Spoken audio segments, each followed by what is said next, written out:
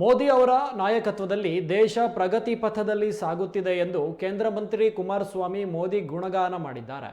ಪರಮಪೂಜ್ಯ ಜಗದ್ಗುರು ಪದ್ಮಭೂಷಣ ಡಾಕ್ಟರ್ ಬಾಲಗಂಗಾಧರನಾಥ ಮಹಾಸ್ವಾಮೀಜಿಯವರ ಭೈರವೈಕ್ಯ ಮಂದಿರ ಲೋಕಾರ್ಪಣೆ ಕಾರ್ಯಕ್ರಮ ಆದಿಚುಂಚನಗಿರಿ ಮಹಾಕ್ಷೇತ್ರದಲ್ಲಿ ಯಶಸ್ವಿಯಾಗಿ ನೆರವೇರಿತು. ಕಾರ್ಯಕ್ರಮಕ್ಕೆ ಆಗಮಿಸಿದ್ದ ಪ್ರಧಾನಮಂತ್ರಿ ಅವರಿಗೆ ಧನ್ಯವಾದ ಸಲ್ಲಿಸಿದರು. ಪ್ರಧಾನಮಂತ್ರಿ ನರೇಂದ್ರ ಮೋದಿ ಅವರ ನಾಯಕತ್ವವು ಮೆಚ್ಚುಗೆಗೆ ಮಾತ್ರ ಸೀಮಿತವಾಗಿಲ್ಲ, ಬದಲಿಗೆ ಲಕ್ಷಾಂತರ ಭಾರತೀಯರ ಹೃದಯದಲ್ಲಿ ಆಳವಾಗಿ ಬೇರೂರಿದೆ ಎಂದು ಕುಮಾರಸ್ವಾಮಿ ಬಣ್ಣಿಸಿದ್ದಾರೆ. ಅಸಂಖ್ಯಾತ ಬಡ ಮಕ್ಕಳ ಪಾಲಿಗೆ ಜ್ಞಾನದ ಬೆಳಕಾಗಿ, ಅಸಂಖ್ಯಾತ ಬಡ ಕುಟುಂಬಗಳ ಪ್ರತ್ಯಕ್ಷ ದೈವವಾಗಿ ಮಹಾಸ್ವಾಮೀಜಿ ಅವರು ನಮ್ಮ ಹೃದಯಗಳಲ್ಲಿ ಶಾಶ್ವತವಾಗಿ ನೆಲೆಸಿದ್ದಾರೆ. ಆಧ್ಯಾತ್ಮದ ಜೊತೆಗೆ ಶಿಕ್ಷಣ, ಆರೋಗ್ಯ, ಪರಿಸರ ಇತ್ಯಾದಿ ಕ್ಷೇತ್ರಗಳಲ್ಲಿ ತಮ್ಮ ಜೀವಿತ ಕಾಲದ ಉದ್ದಕ್ಕೂ ಅವಿರತವಾಗಿ ದುಡಿದ ಮಹಾಸ್ವಾಮಿಗಳು ತಮ್ಮ ಸಾಧನೆ ಮತ್ತು ಸಂದೇಶಗಳ ಮೂಲಕ ನಮ್ಮೆಲ್ಲರಿಗೂ ದಾರಿದೀಪವಾಗಿದ್ದಾರೆ.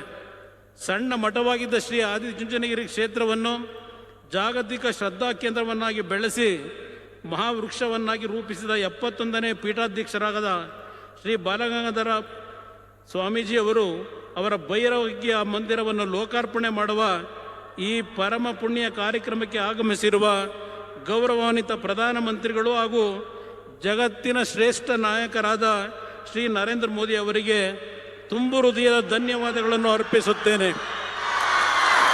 ಕರ್ನಾಟಕದಲ್ಲಿ ಶಿಕ್ಷಣ, ಪರಿಸರ ಮತ್ತು ಆರೋಗ್ಯ ಕ್ಷೇತ್ರಗಳಲ್ಲಿ ಮೌನ ಕ್ರಾಂತಿಯನ್ನು ಮಾಡಿದವರು ಶ್ರೀ ಬಾಲಗಂಗಾಧರನಾಥ ಸ್ವಾಮೀಜಿಯವರು.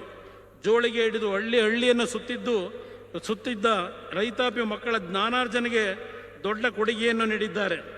As we gather here in the divine presence of this Sacred institution under the spiritual guidance of Shri doctor Nirmalanandanatha Swamiji, let us draw inspiration from the noble legacy of Sri Dr. Balagangadharanatha Swami and enduring values upheld by the Adi-Chunchanagiri Mutt.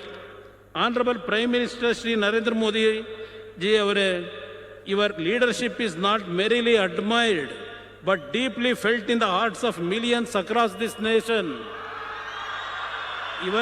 Your unwavering commitment, tireless dedication and visionary governance have earned you the profound love and trust of the people of India.